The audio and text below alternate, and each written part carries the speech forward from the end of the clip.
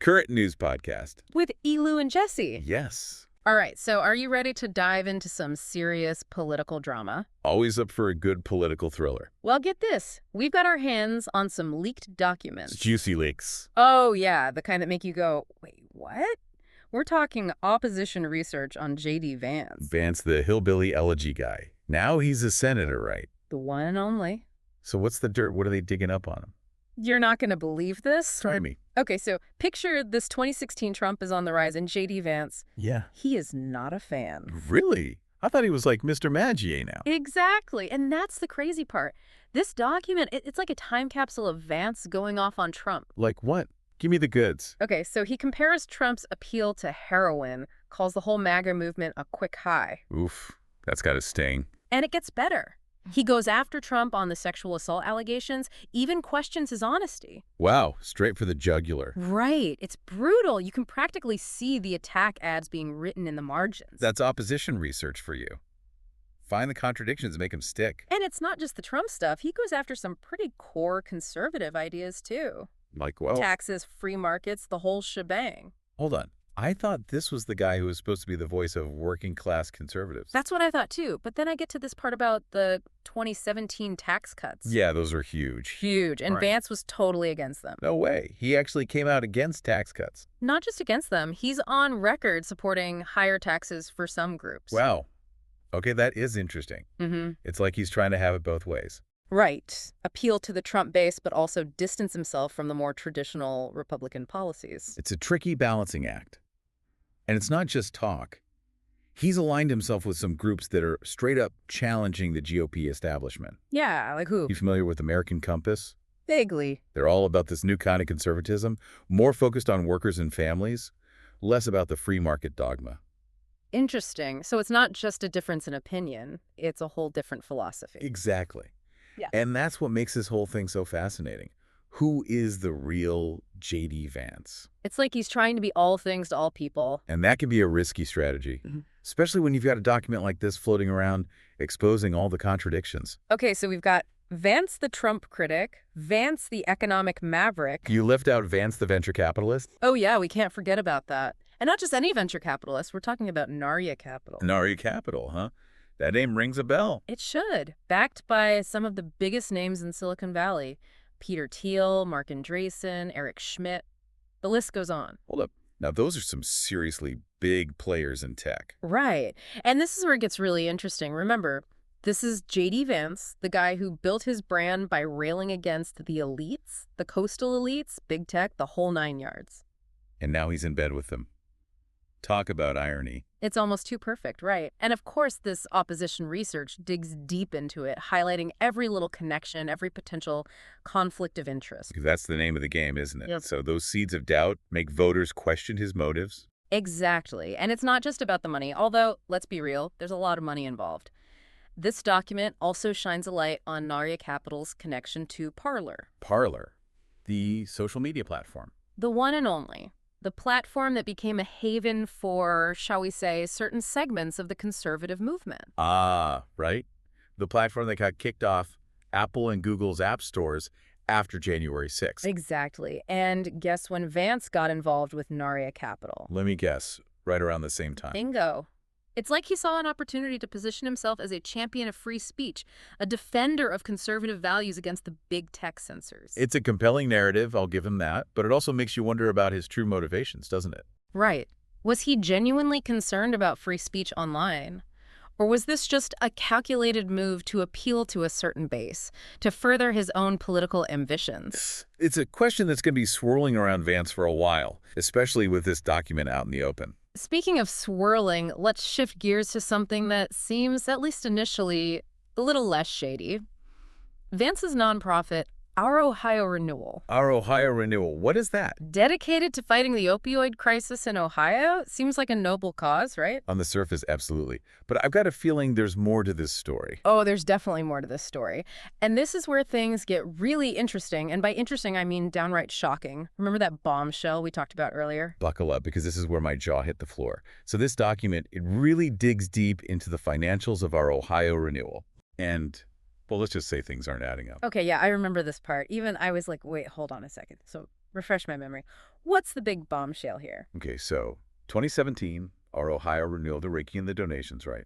All to fight this opioid crisis. Right, which was and still is just devastating communities across Ohio. Exactly, a crisis that Vance himself wrote about extensively in Hillbilly Elegy. Exactly. So what's the problem? Where'd the money go? Well, according to this document, over 95% of those donations went to staff and overhead costs. Whoa, hold on. Over 95%. Are you serious? That sounds astronomically high. It is. Think about it this way. For every $100 donated, less than $5 actually went to programs to fight the opioid epidemic. You're kidding. So where did all that money go? What were they even spending it on? Salaries, administrative costs, that sort of thing. Right. Look, I get it. Some overhead is normal. Sure. But this is way outside the norm. Yeah, that does not look good. It's giving more lining their own pockets than helping those in need. And that's exactly the narrative this document is pushing. It's raising some serious red flags about transparency and accountability. Absolutely. If Vance was really all about helping people, why wasn't more money going directly to, actually helping people? A good question. Yeah. And one that I think voters deserve an answer to. It makes you wonder what was really going on behind the scenes. Was this about making a real difference in Ohio or just boosting Vance's own image? Right. Was it about genuine compassion or calculated political maneuvering? Because let's be real, it worked. He got a ton of good press for starting this nonprofit, and that probably helped him win that Senate seat. Oh, absolutely. This wasn't just some side project. This was strategic, and it got him where he is today. Which makes this whole financial thing even more shady. It kind of casts a shadow over everything, doesn't it? It really does. And it makes you question everything. Was he really this champion of the working class? Or was it all just a carefully crafted persona? It's like, I hate to say it, but it's giving House of Cards vibes. Right. Using a real crisis, a heartbreaking crisis, to climb the political ladder. Exactly. And the worst part, this isn't some fictional TV show. This is real life with real people suffering because of this epidemic. And that's why this revelation is so potentially damaging. It's not just about politics anymore. It's about integrity and ethics. So what does this say about Vance's judgment? His ability to lead? Well, that's the million-dollar question, isn't it? Mm-hmm. And it's something that voters need to consider. Especially when you look at everything else we've uncovered. The flip-flopping on Trump, those eyebrow-raising economic views, the ties to Silicon Valley, and now this whole our Ohio renewal mess. It paints a very complicated picture of the guy, doesn't it? Complicated, contradictory, and frankly a little unnerving, don't you think? So where do we go from here? I mean, we've got this mountain of info, right? And it feels like every time we turn a corner, there's another contradiction. That's the thing about opposition research, it's not always about finding smoking gun evidence. It's more about planting those seeds of doubt. Exactly, creating a narrative that sticks. So how do we, as voters, make sense of it all? I mean, it feels like we're constantly being bombarded with information these days. You got to be a savvy consumer. Don't just accept everything at face value. Easier said than done, right? True, but it's more important than ever. Look for corroborating evidence. Look at the sources. Yeah. Who's pushing what agenda? So with J.D. Vance, we should take this whole document with a grain of salt. Absolutely. It's a starting point, not the end of the story. So where do we go from here? What's the next step? Look at his actual record. What's his voting history like? What's he actually done? And compare that to, all that stuff he was saying back in 2016. Exactly. See if there's any real consistency there. Has his thinking evolved, or is this a guy who just tells people what they want to hear? And what about those financial dealings, the venture capital, the whole Our Ohio renewal thing? How much should that matter to voters? That's a tough one. It's a question of values, really. Because some people might look at that and say, well, as long as he gets results, who cares? Right. But others might see it as a deal breaker no matter what. It speaks to his character, his judgment. It's like, is there even a right answer?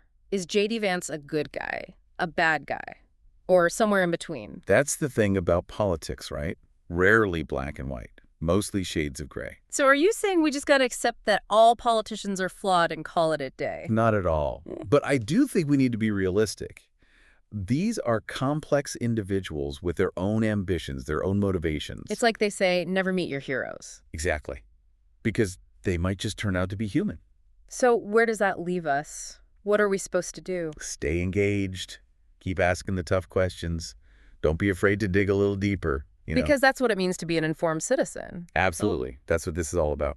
Well, on that note, I want to thank you for joining me on this deep dive. It's been enlightening, to to say the least. My pleasure. Always happy to wade into the weeds of politics. And to all our listeners out there, thank you for tuning in. Keep those questions coming and stay curious.